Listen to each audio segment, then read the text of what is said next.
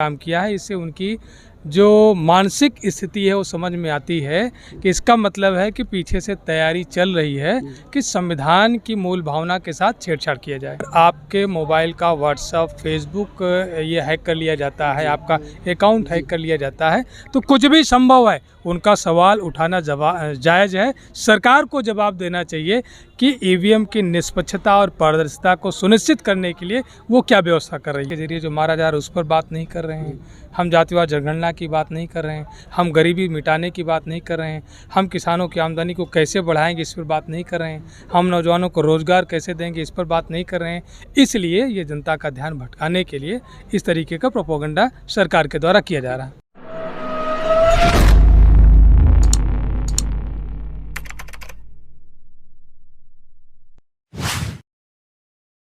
नमस्कार, मैं हूं सचिन और आप सब देख रहे हैं एमएल लाइव। अभी इस समय हम प्रतापगढ़ में हैं और अभी हमारे साथ हैं रानीगंज के विधायक माननीय आर.के. वर्मा जी। सर, आपका सबसे पहले बहुत बहुत स्वागत है ML live. Thank you. Sir, अभी आर्थिक सलाहकार जो है हमारे प्रधानमंत्री के विवेक देवराज जी, उन्होंने कहा है कि नए संविधान की आवश्यकता है, वो बदलने की बात करें। क्या लग रहा है, किस तरीके से देख रहे हैं इस चीज़ को? देखिए, पहले तो वह एक संवैधानिक पद पर, सर्वोच्च पद पर बैठे हुए व्यक्ति के सलाहकार हैं और इस देश में प्रधानमंत्री का पद सर्वोच्च है और उसके सलाहकार के रूप में उन्होंने अपना मत नहीं ये लोगों के बीच में लाया है, बल्कि संविधान की मूल भावना पर चोट पहुंचाने का काम किया है। इससे उनकी जो मानसिक स्थिति है वो समझ में आती है कि इसका मतलब है कि पीछे से तैयारी चल रही है कि संविधान की मूल भावना के साथ छेड़छाड़ किया जाए। आने वाले समय में क्या लग रहा है, संविधान को बदला जा सकता है? देखिए, बदला नहीं जा सकता, बदला जा रहा है। सरकारी संपत्तियों का निजीकरण सरकार संविधान में कहीं नहीं है। आपने आयोग बनाया है और लेटरल एंट्री के माध्यम से आप आईएएस बना रहे हैं, संविधान में कहीं नहीं है, आयोग में नहीं है। तो आप जानबूझ करके अपना हित साधने के लिए संविधान की लाइनों में बदलाव करके ऐसी गुंजाइशें आप तैयार कर रहे हो।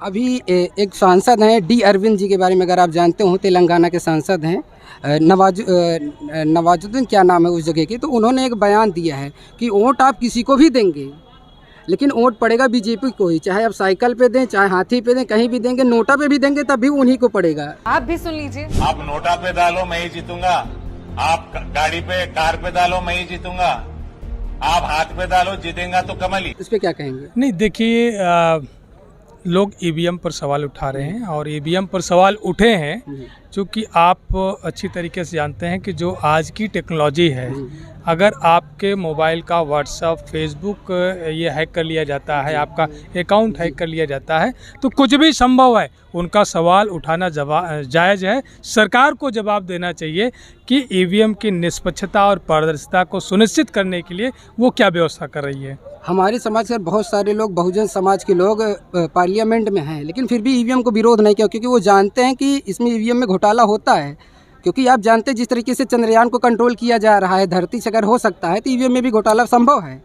लेकिन वो लोग विरोध क्यों नहीं कर रहे हैं? जब वो हार जाते हैं उसके बाद उसका विरोध क्यों दिखता है? आप देखेंगे अक्सर लोग विरोध करते नजर आते हैं, हर कोई दिखता है इसमें। नहीं, आपको ध्यान होगा कि एक बार अरविंद केजरीवाल ने अपनी विधानसभा में ईवीएम की हैकिंग को लोगों के देश के सामने हैकिंग करके दिखाया था। तो देश को इस बात को समझ लेना चाहिए कि इट्स पॉसिबल, ये संभव है।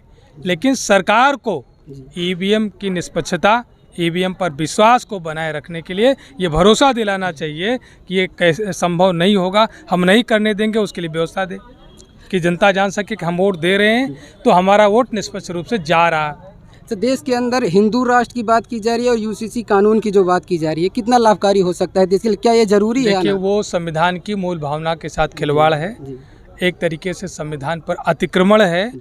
हम यूसीसी की बात कर रहे हैं लेकिन हम समान शिक्षा की बात नहीं कर रहे हैं, समान स्वास्थ्य सुविधाओं की बात नहीं कर रहे हैं, हम लोगों का हक अधिकार जो आरक्षण के जरिए जो मारा जा रहा है उस पर बात नहीं कर रहे हैं, हम जातिवाद जनगणना की बात नहीं कर रहे हैं, हम गरीबी मिटाने की बात नहीं कर रहे हैं, हम किसानों की आमदनी को कैसे बढ़ाएंगे इस पर बात नहीं कर रहे हैं, हम नौजवानों को रोज़गार कैसे देंगे इस पर बात नहीं कर रहे हैं।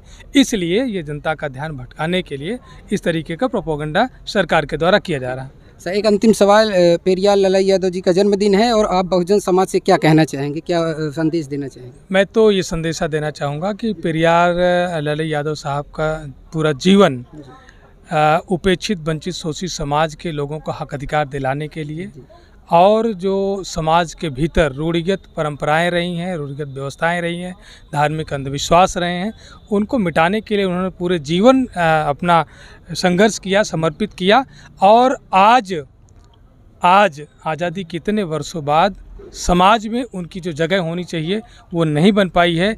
इस अवसर पर मैं लोगों से अपील करना चाहता हूँ कि आप पेरियार लाला यादव साहब को पढ़ो, उनके जन्म दिवस पर ही संकल्प लेकर के पढ़ो और उसमें जो धर्मांधता के खिलाफ और वैज्ञानिकता पर और तर्कवाद पर जो तथ्य प्रस्तुत किए गए हैं उसको अंगीकार करने का काम करो। बहुत बहुत धन्यवाद सर। तो ये अभी हमारे साथ थे रानीगंज के विधायक माननीय आर के वर्मा जी।